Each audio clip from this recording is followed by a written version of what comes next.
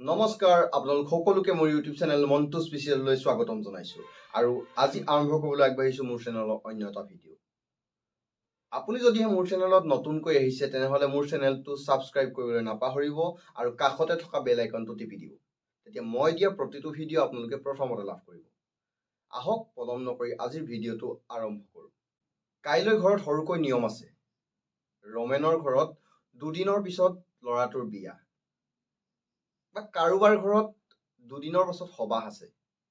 এই এনে সময়ত আমি প্ৰায় শুনা এটা প্ৰশ্ন হ'ল বিয়াৰ বাবে বা সবাহৰ বাবে বা সকামৰ বাবে তামোল কেইটা যোগাৰ কৰিলি নে বা তামোল পাণ যোগাৰ কৰিলি নে? এই প্ৰশ্নবোৰ সাধাৰণতে সকলোৰে ঘৰত বা সকলোৰে সমাজত শুনিবলৈ পোৱা যায়। অসমীয়া সমাজত তামোল পাণৰ ব্যৱহাৰ সতৰীযুগীয়া। অতীজৰে পৰা তামোল পাণে অসমীয়া সমাজ জীৱনত এক সুকীয়া স্থান অধিকাৰ কৰি আহিছে। ককা আইতাই ভাত খোৱাৰ পাছত মুহুদি কৰিবলৈ এখন তামোল বটাত বিচাৰিবই।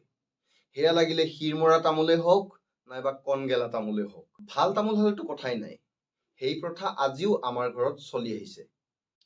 ককা আইতাই খুন্দনাত খুন্দা তামোল খাই উঠ ৰঙা মুখেৰে যেতিয়া নাতিয়েকহঁতৰ গালত এটা চুমা আঁকি দিয়ে, সেই চুমাটো আজিকালি দেখিবলৈ নোপোৱা হ'ল। আধুনিক ককা আইতাসকলে আজিকালি সেই তামোল খোৱা অভ্যাসটো এৰি দিলে। আধুনিক ককা আইতাৰ মুখত আজিকালি চুঙা ধপাতৰ তামোলৰ গুণ একেবাৰে পাবলৈ নাই। ককা আইতাই তামোল খুন্দি থকা অৱস্থাত তাৰ তামোল অলপ লৈ মুখত ভৰাই খোৱাৰ যি সোৱাদ, সেই সোৱাদ লোৱাজনেহে জানে সেই সময়বোৰ কিমান নিৰ্ভেজাল আছিল, সেই সময়বোৰ কিমান আদৰৰ আছিল।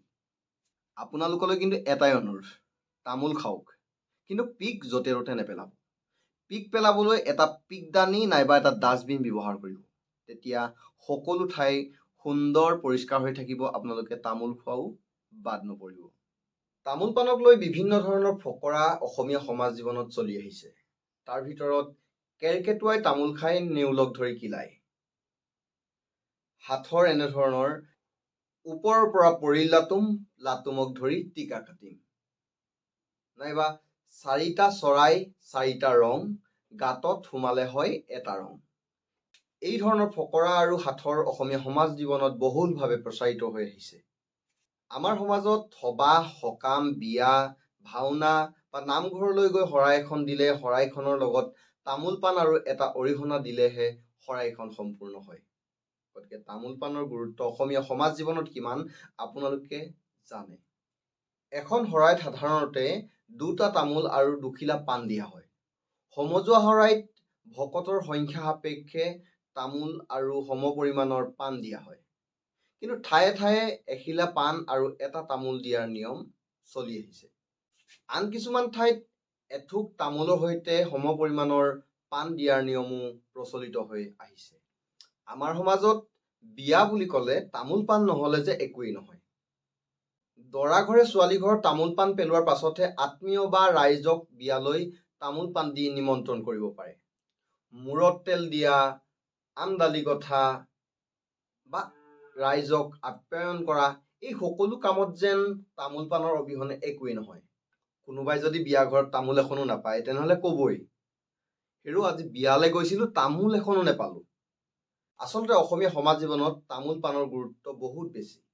সেইবাবে তামোলখন নাপালেও ঠেহ ধৰা মানুহ আমাৰ সমাজত বহুত।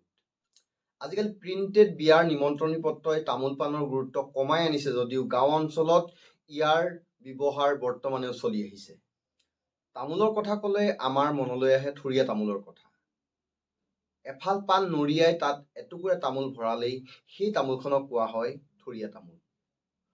থুৰীয়া তামোল সাধাৰণতে য'তে ত'তে ব্যৱহাৰ কৰা নহয়। থুৰীয়া তামোলৰ বিশেষ কিছুমান ব্যৱহাৰ আছে বা বিশেষ ক্ষেত্ৰতহে থুৰীয়া তামোল ব্যৱহাৰ কৰা হয়। আমি ধান খেতি কৰোঁতে প্ৰথম ধান গছ ৰুওঁতে বা ভুঁই ৰুওঁতে আগলি কলপাতত বাঁহপাত, থুৰীয়া তামোল, কচু গছ, হেলেচৰ পাত আদি দি গোজ লোৱাৰ নিয়ম আমাৰ সমাজত প্ৰচলিত হৈ আহিছে। ইয়াৰ উপৰি ভকতসকলে শৰাই সজাওঁতে, গোপিনীসকলে শৰাই সজাওঁতে থুৰীয়া তামোল দিয়াৰ নিয়ম প্ৰচলিত হৈ আহিছে। ভিডিঅ'টোত উল্লেখ নকৰা তামোল পাণৰ আৰু ব্যৱহাৰ থাকিলে আপোনালোকে আজিৰ এই ভিডিঅ'ৰ কমেণ্টত জনাবলৈ নাপাহৰিব। ভিডিঅ'টো চাই ভাল পালে লাইক, কমেণ্ট আৰু শ্বেয়াৰ কৰিবলৈ নাপাহৰিব। তেতিয়া মই দিয়া প্ৰতিটো ভিডিঅ' আপোনালোকৰ দৰে আৰু বহুতে লাভ কৰিব পাৰিব। ধন্যবাদ।